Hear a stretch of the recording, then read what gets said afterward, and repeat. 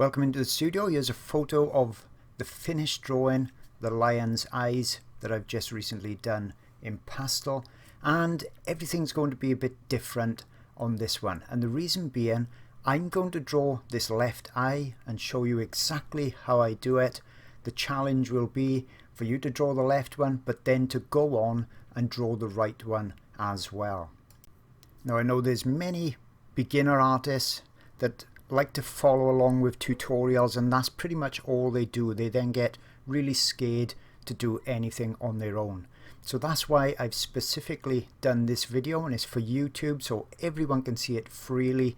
But I'm going to put the reference photo on my Patreon art channel, because that's the easiest way for me to give you that photograph. So you've got the photo for the two eyes.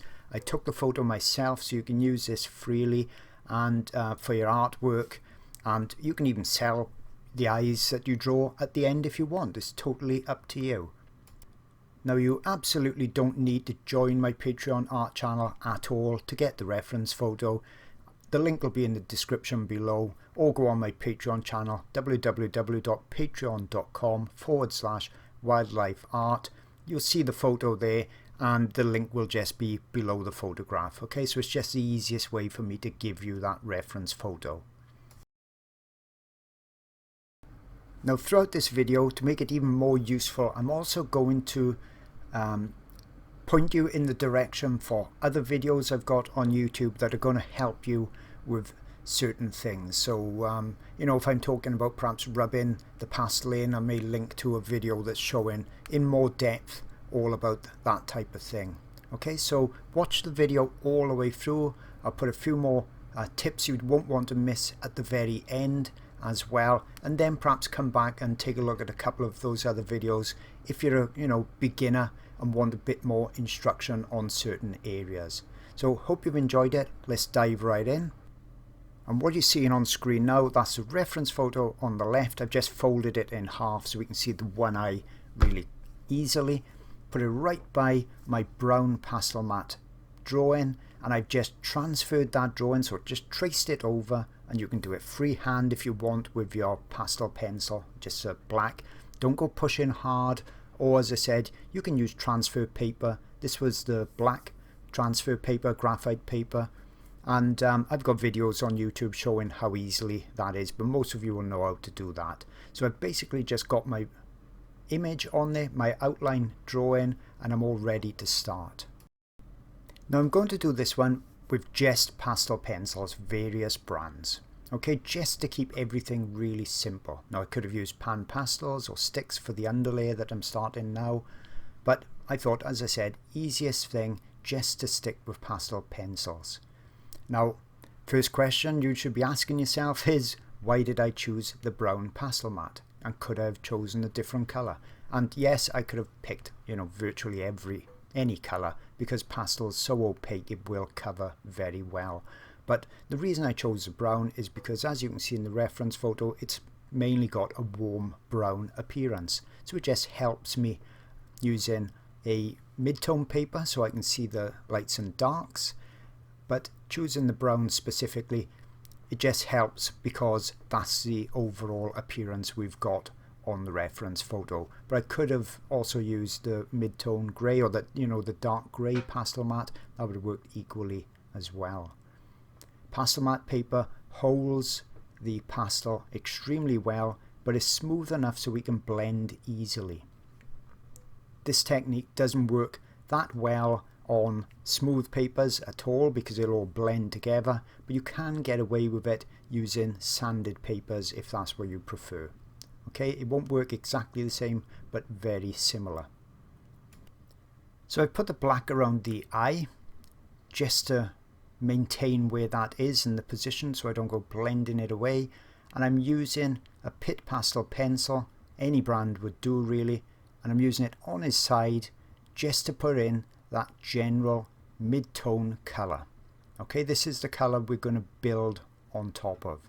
Now I will not be giving exact pencil numbers in this video, in this demonstration tutorial, and before you all say, oh no, I really wanted those numbers, think of it like this.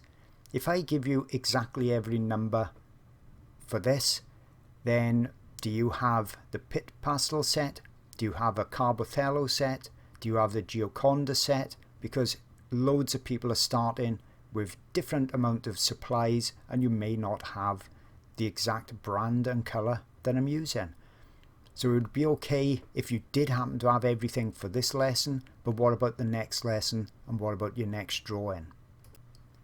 You then become stuck with just doing the lessons that the artist is giving you in the tutorials and buying new supplies all the time. You need to learn to really be able to judge the colours for yourself and how to find those colours specifically. And I've got a YouTube video that really goes into depth on the way you should be thinking about your colour and also an easy way to pick and select those colours too. That frees you up to draw anything you want, and that's what my Patreon channel is about. Freeing you up so you draw and paint whatever inspires you, not just what inspires me. And we don't want really, hundreds of artists all just doing the same image all the time. Each artist will have something special that they want to do themselves, whether that's pet portraits or, wildlife, different places they visited. When you learn how to pick the colours, then you can do every subject, any subject you want, from landscape to animals to still lives. That's what I hope to show people to do. So as I said earlier, watch the video all the way through. If colour selection is your issue, come back then and check out that video so you know exactly how you should be thinking and how you should be picking your own pencil colours. Now, as I've been talking, I've just been putting in some of the darker areas and getting the shape, the form, the structure. When you squint your eyes at the reference photo, you're not seeing the detail. All you're really seeing are the major shapes, the major forms and tonal values. That's the lights and the darks. I'm using my pencils on this side, so I'm not digging into the paper and I'm not depositing much pastel down at all. That's important with pastels because we don't want to fill the tooth of the paper. Think of it as layers. This is the first layer going on. So these are the general shapes and colours going in. You'll see me blend all this. That'll give me a nice base to work on, and then you'll see me refine it and detail it on top. The details come last. We don't want to be concerned about the details at this stage. Now, because this video is aimed really at beginners and novices or those that are unsure, I'm going to do a lot of it in real time.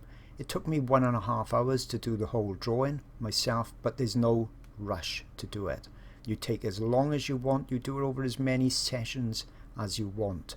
The whole idea is to give you the confidence on this first part that you can then continue and do the other eye as well on your own, building the confidence, using those techniques, and hopefully in the end of it coming out with a really nice drawing you're proud of, that, as I said, will give you the confidence and the knowledge then to continue and do other subjects. And I'd really love to see your finished artwork over on my Facebook page, and you could post your images there. I'll have a post up especially for it when I finish and release the video.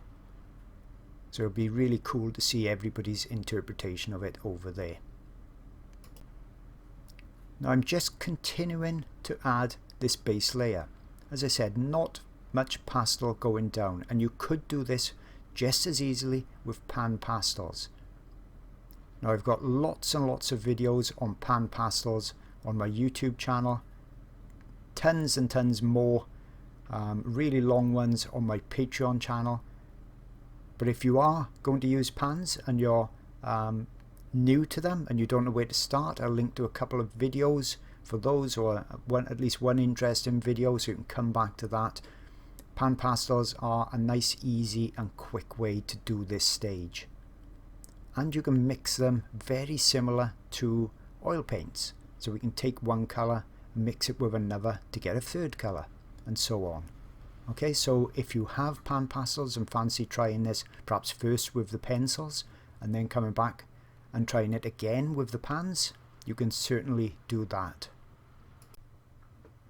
Now you see what I mean about using different brands. This is a Derwent pencil. It's got that burgundy coloured shaft on it.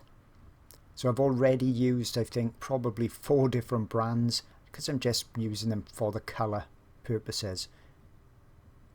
And you can see as I'm going over this, this is actually blending it a bit itself. So it's smoothing things out and it's helping to push the pastel down into the tooth of the paper. Now if I was using the dark grey paper, or if I was using perhaps a black paper, the anthracite paper, if I really wanted to show up the fact that you can get a grainy appearance with the pastel matte paper. Okay, it's got a smooth feel to it when you touch the top, but when you're using just pencils you can get a bit of a grainy look to it, which we don't particularly want. On subjects like this it doesn't matter as much because we're going to be putting a lot of detail on, but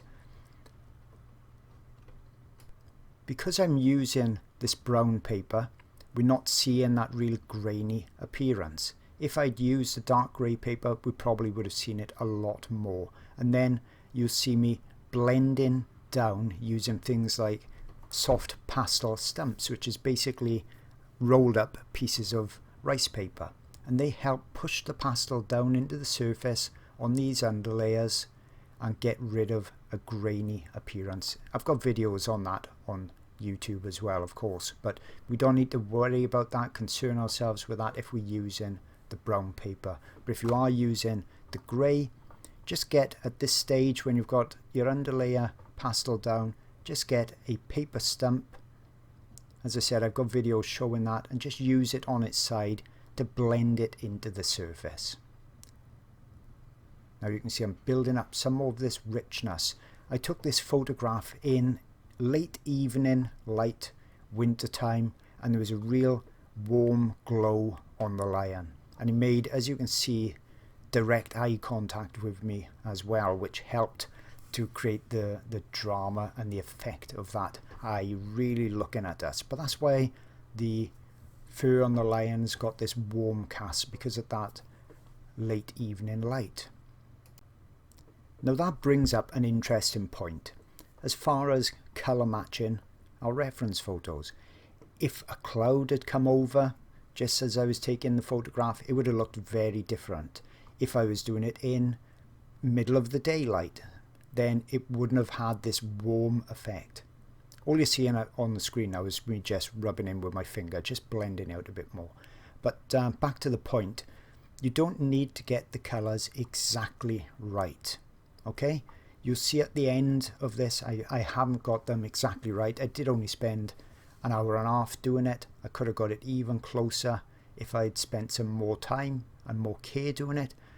But what I'm saying is, if the lighting changes that dramatically, that quickly, you don't need to worry about it being absolutely photorealistic and colour matched all the time. Okay, don't pressurize yourself that much. Now as I'm starting with the eye, I've just put in a basic colour for that bottom section. I don't want it too light yet because I want to put the lighter details on top. Now here in the shadows is very much a dark brown. Okay, so it's not a pure black on this shadow section. It's pure black around the eye, but not in that shadow area.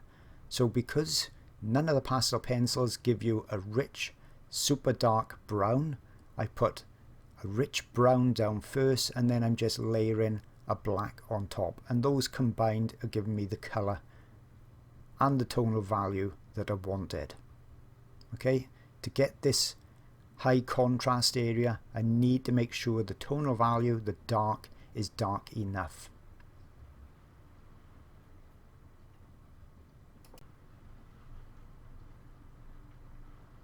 Okay, warming it up slightly more. Now you see the white spot of the eye, it won't look real until I've got that sun highlight in place, but that's going to go on last. If I put it in now, I'm going to end up smudging it, and I want it to be really nice bright white. And here, to get rid of that graininess I said about, that's a paper stump. You just use it in circular motions. I've turned it around because this is the end I'm keeping for my darks. I want a clean side for the lights, And you see that graininess in the black area?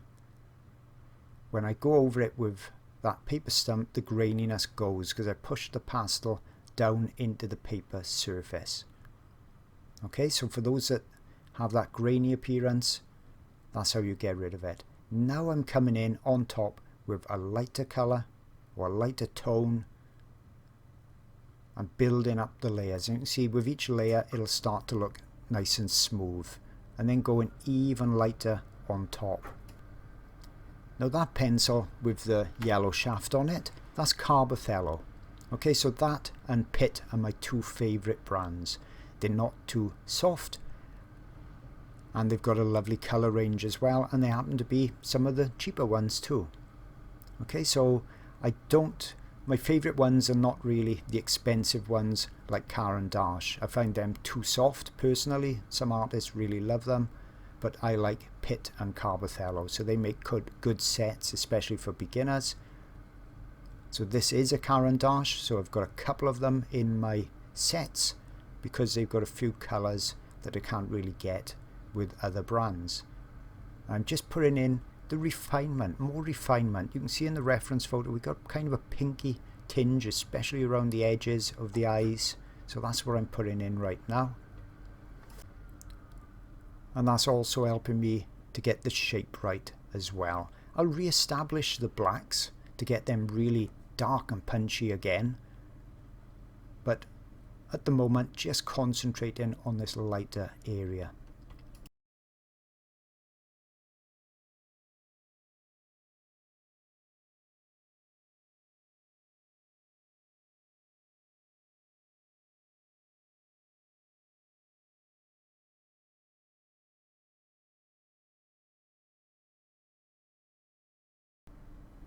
So a bit darker around the edges. We've also got tiny little veins in the eyes as well, and a bit of texture in there too.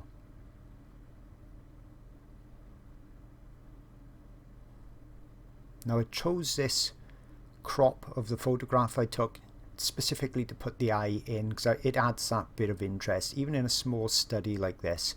If I was just doing the fur, it can be a little bit boring just to do fur all the time.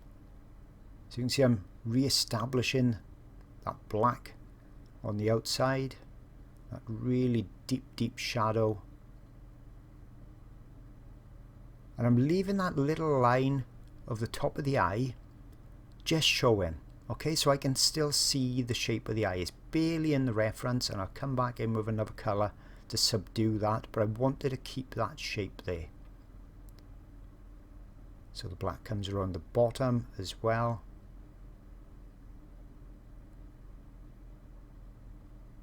Now you can see how little pastel I've put on because we can still see lots of my reference lines showing through.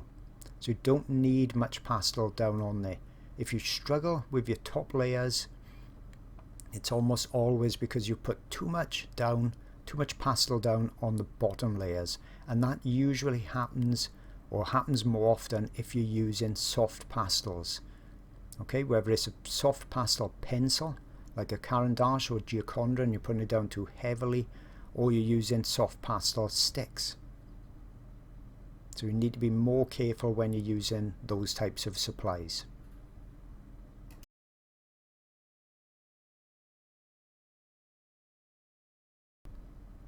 Now we've got a bit of a highlight at the bottom of the eye where we've got some of that light reflection. I can go lighter than that on top eventually. We've got a few little marks and areas there as well. But as I said, you can see the eye looks really dead until I get in the highlight.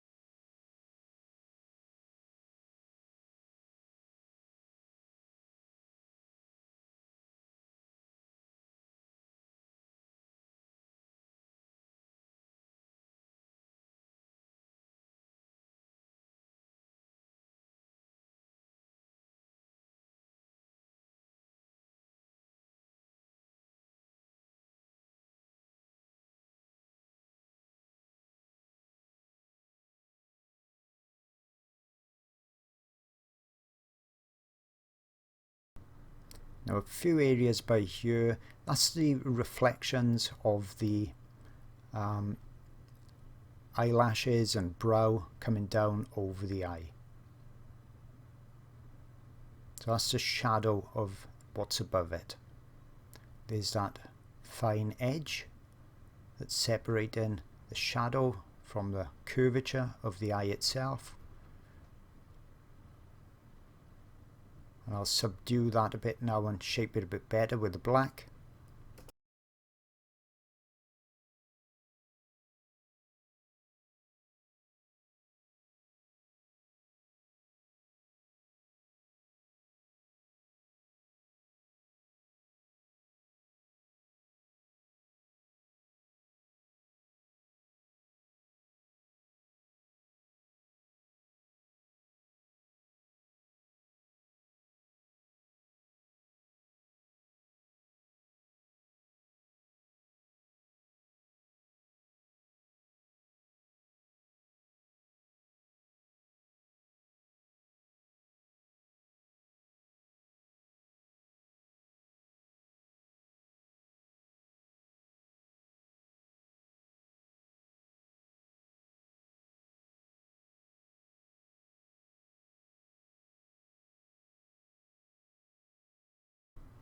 Now putting that pupil in and still leaving a little dot ready for the highlight. Now rather than go straight in with white, to the left here we've got a bit of a lighter area. That's a bit too bright, but I can subdue that down.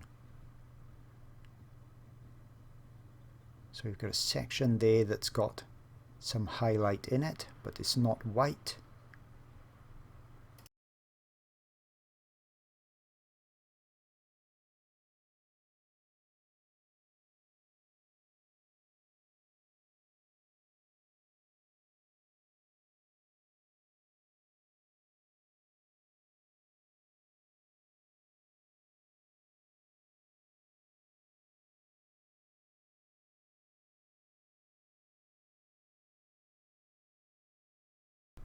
And then I'm ready for the white highlight. So just a kind of a dot in there, and then I'll bring some of the white out to give that kind of a star effect. But you can see as soon as the white goes in, it starts to look more realistic.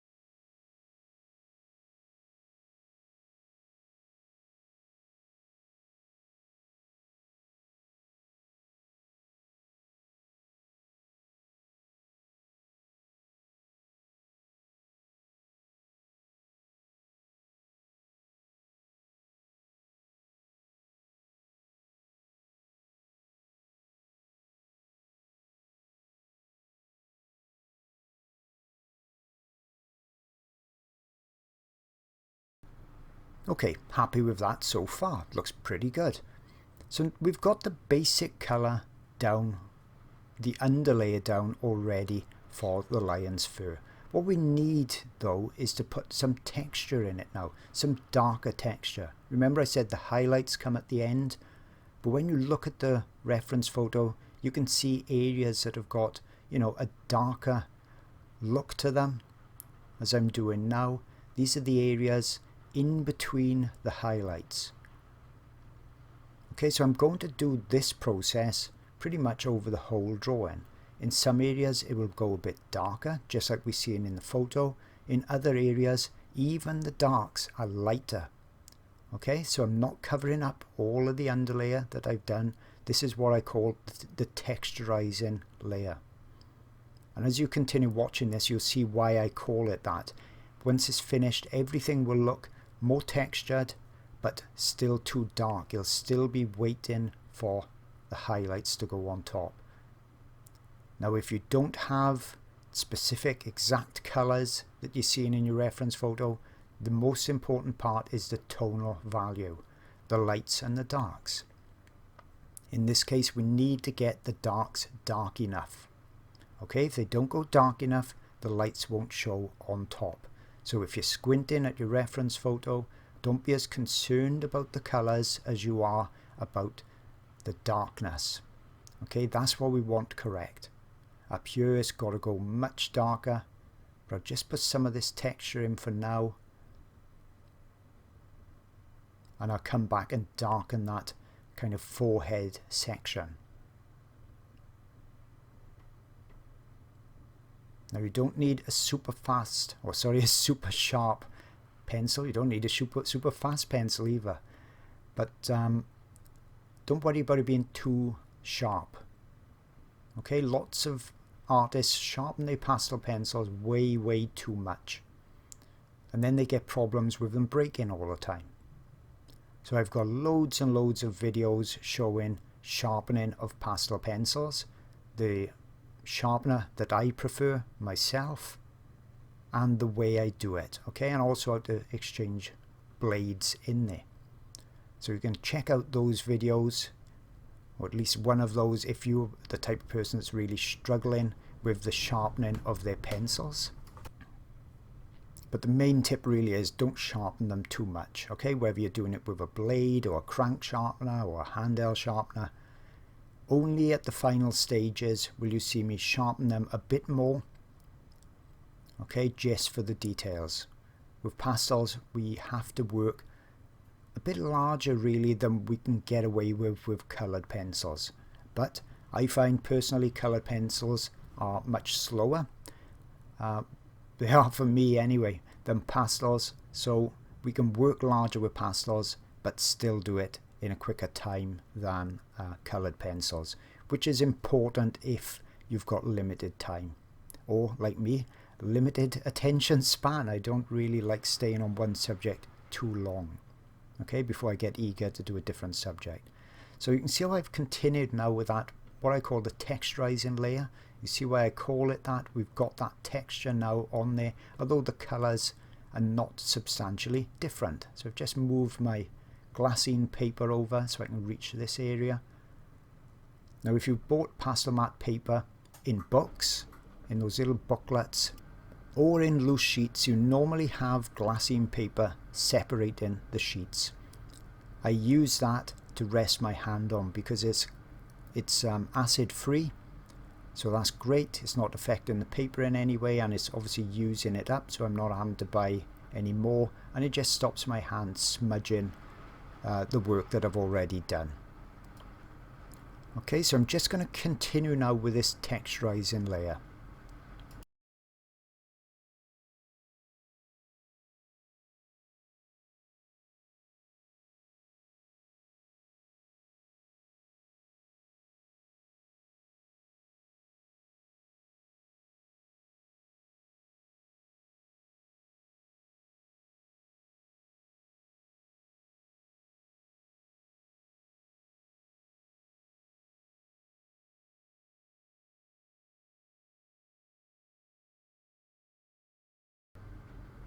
So now I've gone over with that first layer of texturizing. There's obviously still areas that need to go even darker.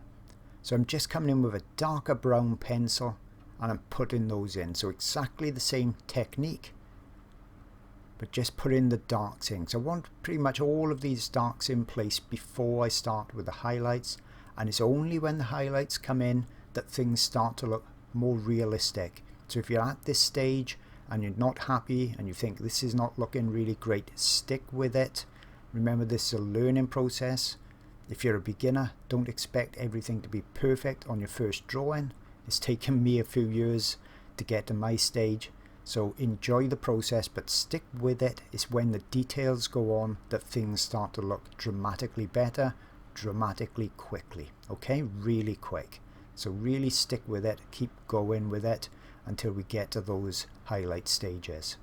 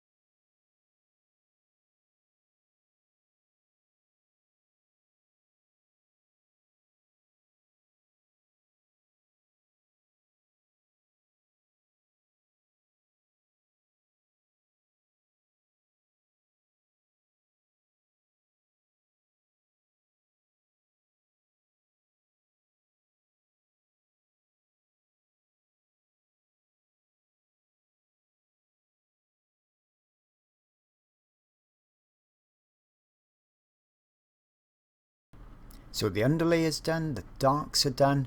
Now we can start with the highlights. Now I'm not going extremely bright straight off. I'm going to creep up on these highlights because fur has got depth. It's got many layers to it. We are creating on a flat surface, okay, a piece of paper. So to create that depth, we really need to build layer upon layer. And that's why I'm starting off just going slightly lighter than the base layer. And as you watch the video, you'll see me layer and layer on top, going lighter each time. And that's going to really give that effect of depth and thickness to the fur. Now hopefully you can't hear much of the storm that's really starting to rattle up outside, but I wanted to try and get this video done. We've got a real red warning for severe storm weather and 100-mile-an-hour winds coming in, and I'm trying to get this done if possible before that hits us and distracts from the audio too much. You can see my pencil is starting to get a bit sharper now. Okay, I've sharpened them up a bit more because these are details going in.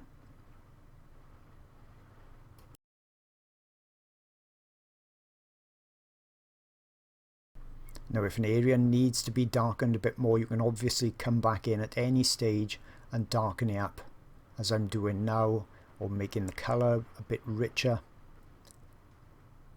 Although we work from dark to light, it's not set in stone, okay? You can still put dark over light, light over dark. It's the main benefit we've got with pastels, and the ability to create softness and punchy, vibrant colours as well. Those are the things pastels really excel at.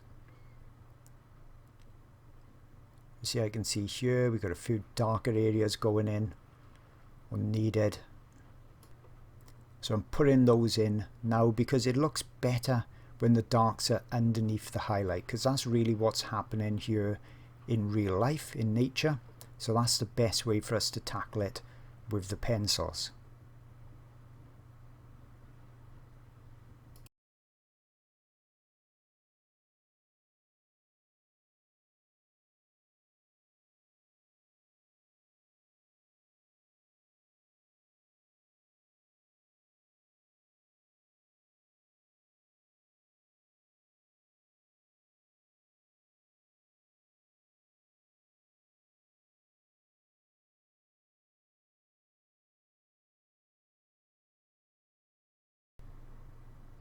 And now I'm coming back in with my lighter tones, and you'll see, watch the pencil.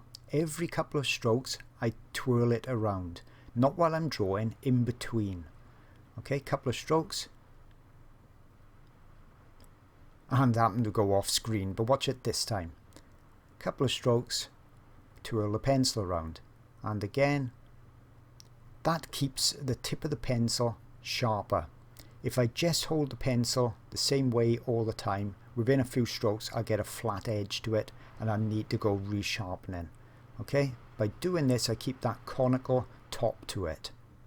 Now this is the process I'm going to be doing over the whole drawing. Now obviously some areas will be darker, some areas will be lighter, but this is the process. And look at the randomness in the strokes as well. Fur doesn't want to look, we don't want that fur looking like this lion has just been completely brushed and gone to some sort of a poodle parlour. So we need randomness in the hair strokes.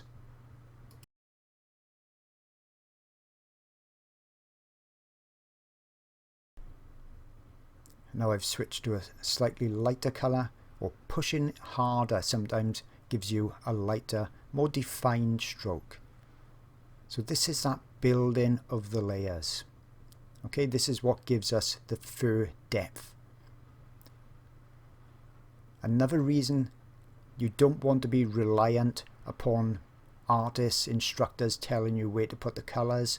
Look how quickly and how frequently, even in a subject that looks like it's pretty much the same colour all over, how many different colours I'm using. And part of the enjoyment of drawing is really searching out those colours.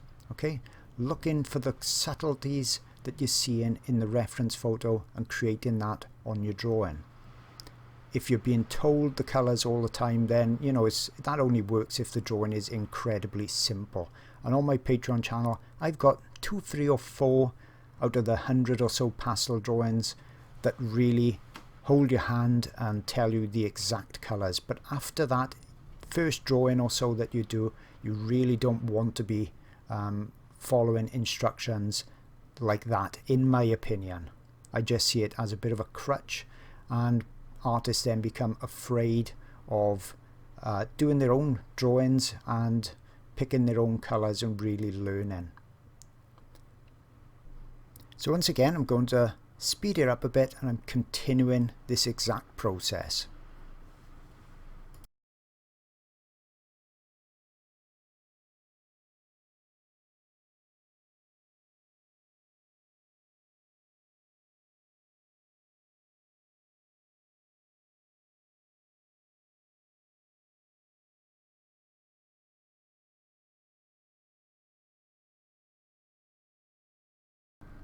Now I'm going to start building even lighter tones on top, going even lighter, building that depth even more.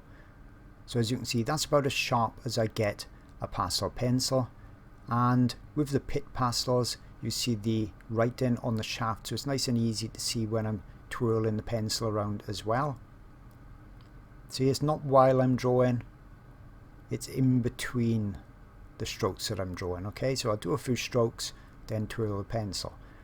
But you can see now how the depth, the layers are starting to take shape.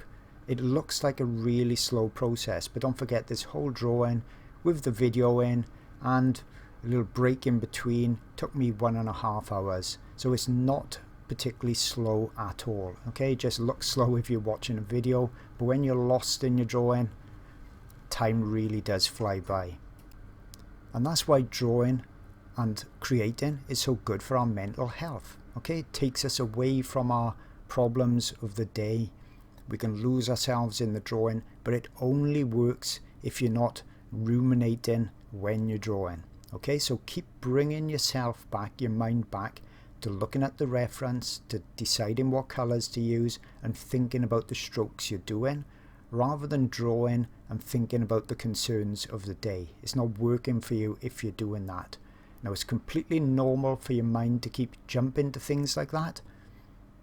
Okay, the secret is to then put your mind back into the drawing, the feeling of the pencil, the feeling as you're creating each mark and concentrating on what you're doing, not what's happened or is going to happen in the future. Okay, so that's how we get good mental health from our artwork at the same time. So that's a double benefit as well.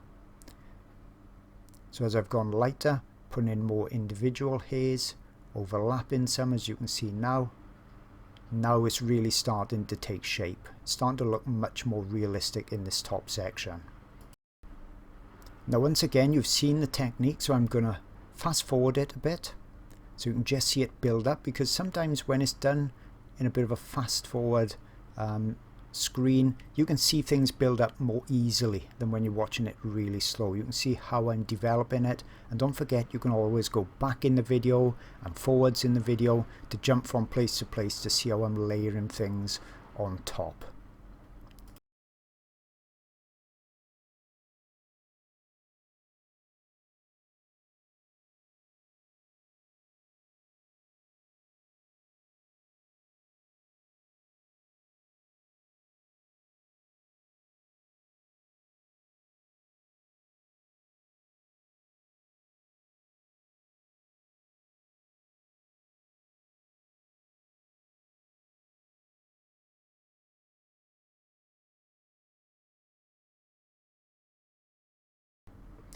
Now underneath the eye we've got this light cream colour. You can see I need to go much lighter than this. It even needs to go lighter than the highlight part of the eye. Okay, and it comes around here as well. But I creep up on the details, remember, on the highlights, building the layers rather than just jumping straight in and thinking the area under the eye needs to be really creamy white, almost white, and just going straight in with that. I like to, as I said, creep up on it, and that gets more layers and it looks much more realistic.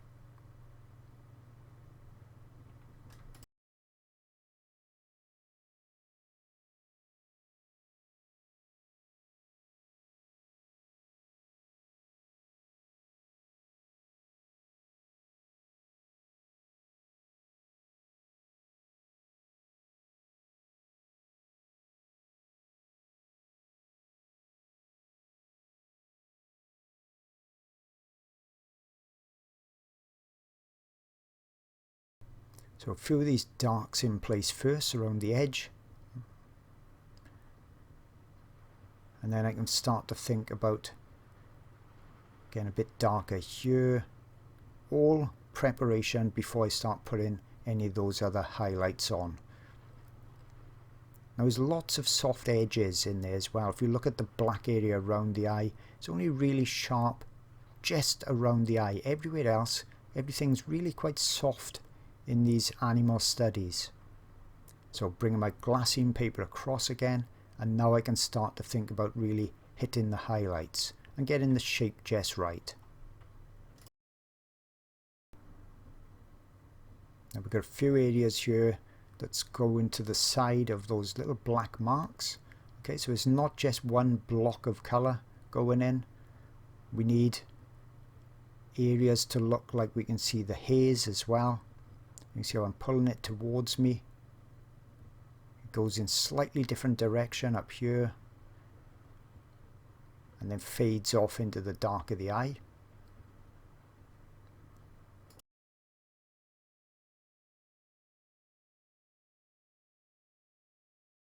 And then I'm putting this creamy color on top. That's softening it. The pencil itself is doing the blending, making it look more smooth, more subtle. I can obviously put highlights back on top of that again, just to pick out some more individual little areas of highlight and haze. And then I'll just carry that along. You see that's a sharp pencil. Got to be really delicate when you're using sharp pencils because they are prone to snapping on the tip. Can't go pushing really hard like you can with a coloured pencil. And then it goes around here and comes up. You can see I'm leaving some of the background showing, the underlayer showing, and that's creating then that hair look. And then back over with that creamy colour, softening it down.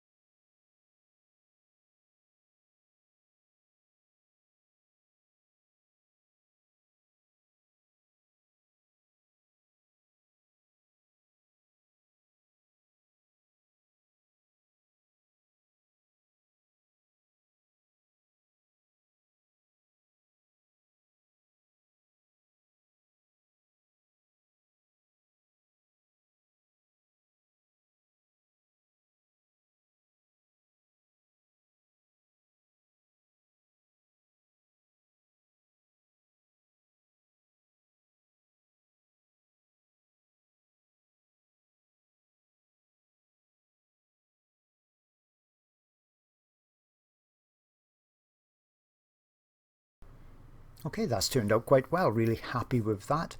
Now that's done, I can start working my way down and doing the fur underneath that section, that bottom left hand section, using the exact same technique we saw on the top area. Okay, so you're quite familiar with the technique now. I'm coming in with this middle tone texturizing. So I'll be doing the mid-tones and the darks now, just like I did on the top.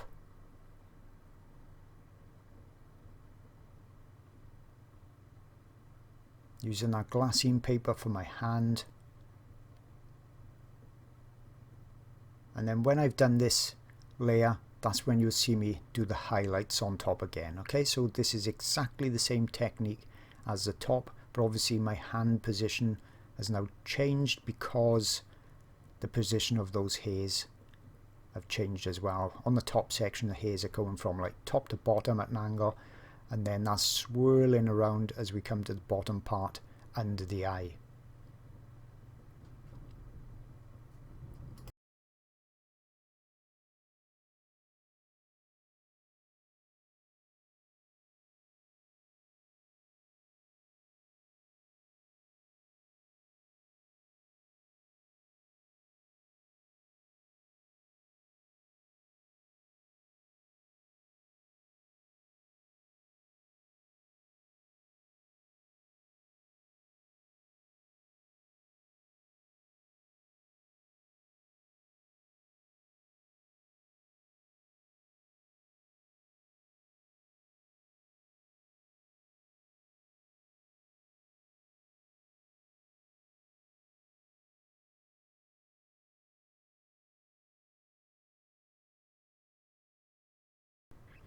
So now I'm beginning to put the lighter tones in. See how I'm being careful of matching the direction of the hair position that I'm seeing in the reference photo. Okay, it doesn't need to be exact, but it needs to be fairly accurate to indicate, you know, the bone structure, the muscle structure that's underneath this hair.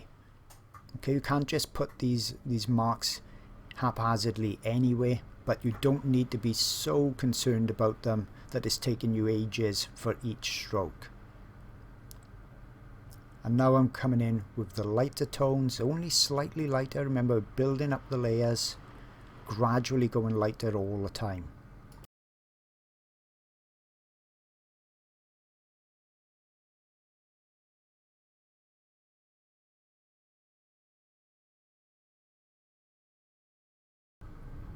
And now even lighter on top, still showing a lot of the underlayer. Okay, if you cover everything up, you'll just keep ending up with big blocks of colors, and we don't want that. We want that depth, so we need some of the underlayer still showing through as we put these layers on top. And you notice when I'm putting these layers on top, I'm not now rubbing the surface of the paper like I was in the beginning, where I was pushing it down into the pastel matte paper surface with my fingers or with the paper stumps. These marks I want to show up. Okay, if I'm rubbing these now, it will soften it, and sometimes you want to do that. I've just done a lovely video on a pretty soft, super soft gosling to show exactly how to get that soft appearance, but on a subject like this I want the details to show up. Okay, so I'm going to carry on now, adding lighter and lighter strokes on top.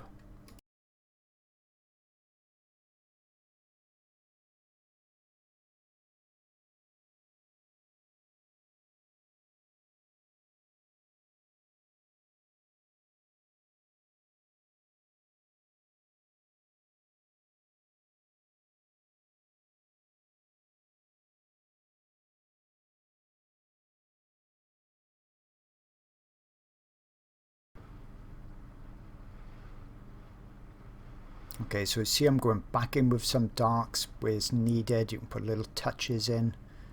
That's all going to help with the contrast. And around here, the hairs start to swirl around a bit more. Okay, so we've got some rich colors down here. I'm putting those in places. Some of these deep, rich browns. But you can see this is an area that, you know, people start to get confused with, and you really need to study your reference. Fortunately, this is a very sharp reference photo, so you can see exactly the position the hairs go as they swirl around. Okay, so these little details that make a big difference from very amateurish, beginner looking artwork to more advanced, realistic artwork. So I'm putting in these darks by here. Getting those in place, you can see how it swirls around in this section, and they'll really become apparent when I put the lights on top.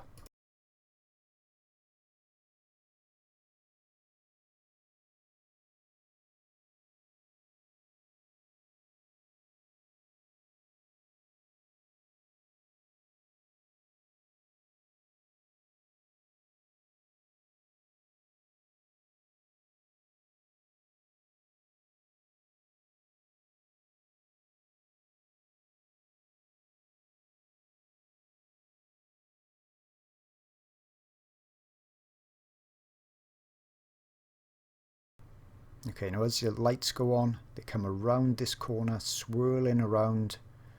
You can really see it in the bright highlight that I haven't done yet above this section, but we'll see that.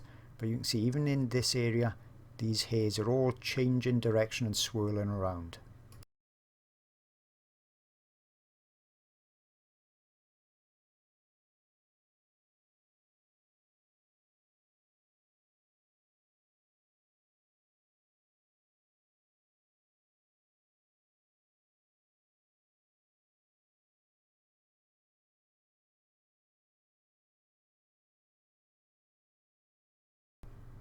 Okay, so here's the light section. So they come around like this. They swirl even further around. And then start coming around this section. So see how I've really got to study the positions of these and getting the shape in place. I know it needs to go a lot lighter and I can make it brighter, but I need to get the shape in place. These are the parts that really I get interested with, because these are the ones that make a lot of difference and makes your work look very realistic. Okay, so it comes around like that at the bottom. And I can cut in a bit here as well. I've gone a bit too far with that black area. So building up the layer on this section now.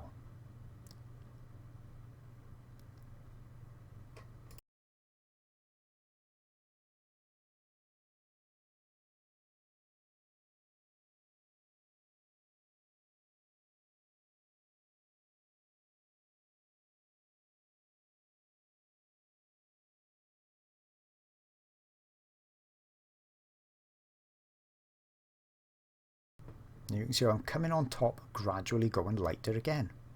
Okay, the highlight is not everywhere, it's just where the light is really picking up on the surface as these soft haze change direction. So that's what we need to simulate with our drawing.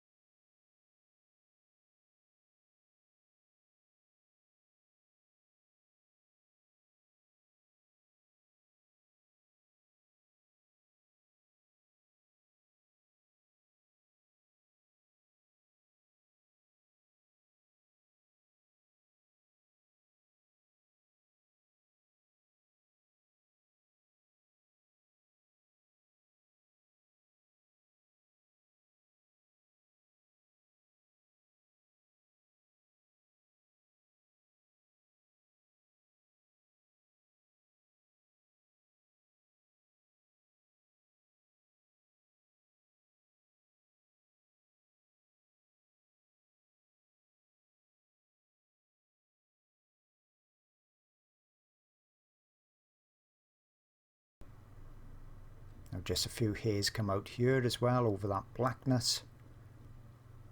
And before you know it, everything is starting to look more realistic. Remember when I said to push through that ugly underlayer stage? The details on top make the difference. So hopefully you have done that, or if you're just watching it at the moment, you can see now what I meant about pushing through that stage. Now a few of these little highlights, some of them are just tiniest of dots, really add to the realism, as you can see, and to that wet look as well. But it's these details at the end that make the drawing, but you've got to do all the work at the beginning and middle stages to get to this stage. This is the icing on the cake, as they say, the final stages that really bring it to life.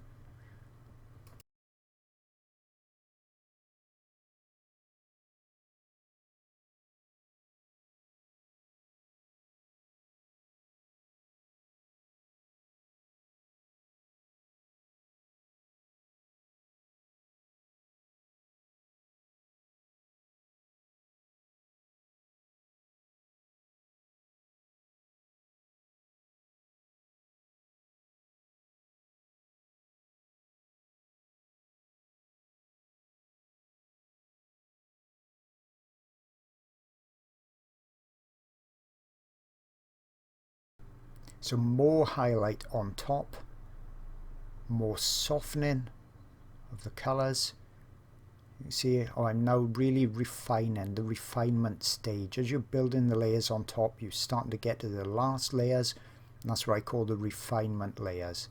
You're doing just subtle adjustments in color and tone and position, and that really makes a big difference at the end.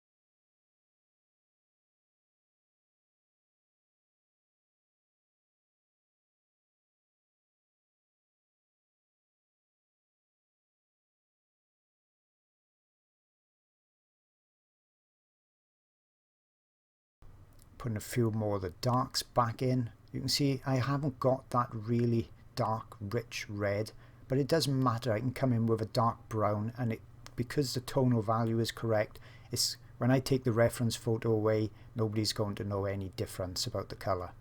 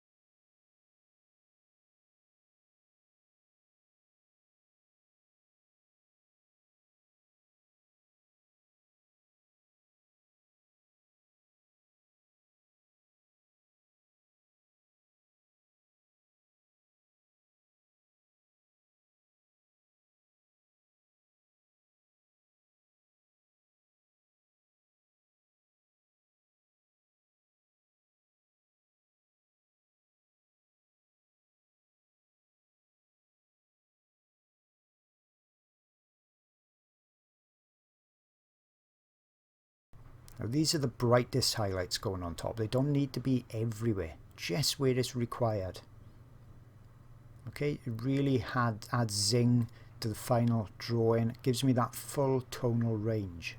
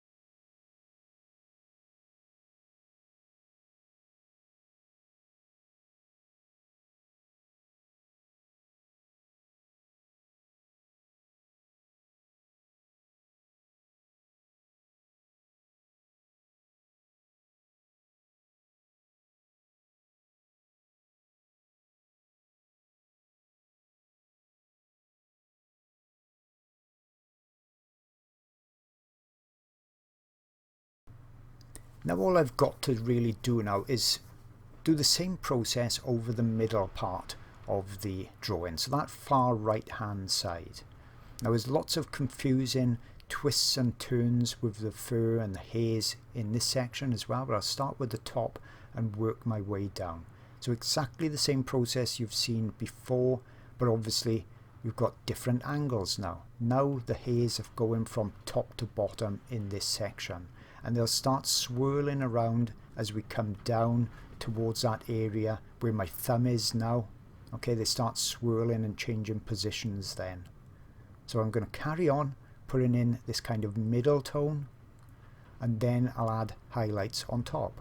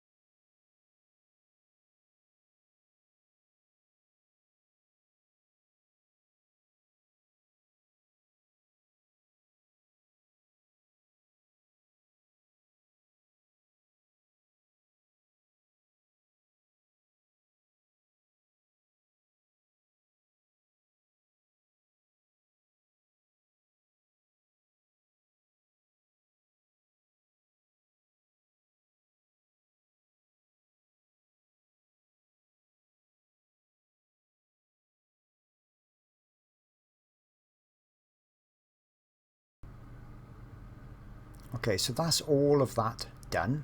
I need to put the highlights on top, as I mentioned, and we've got all the different directions of the haze swirling in this bottom section.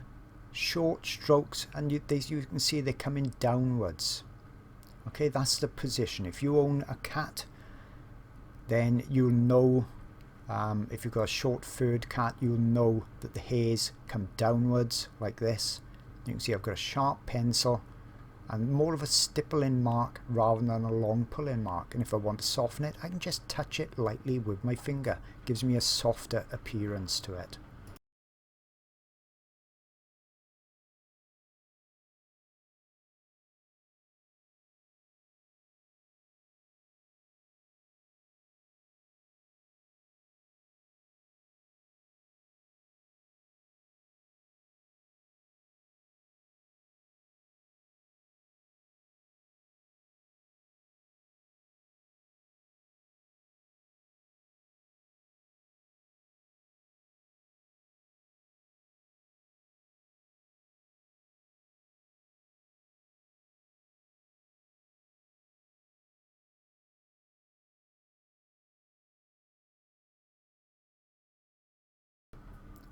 Now I'm continuing these marks down, and they come downwards and then swirl around by the eye.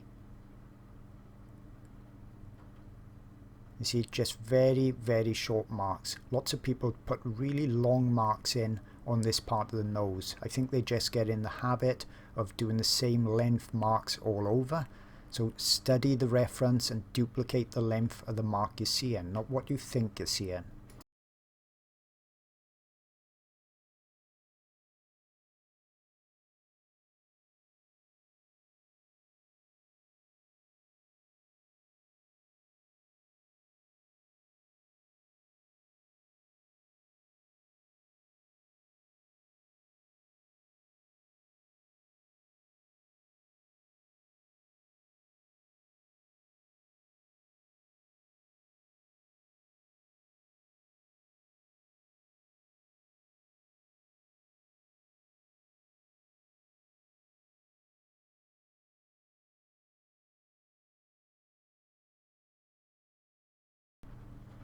Now building up the layer here, one on top of the other. I need to go a lot lighter, I know that, but remember, building up the depth.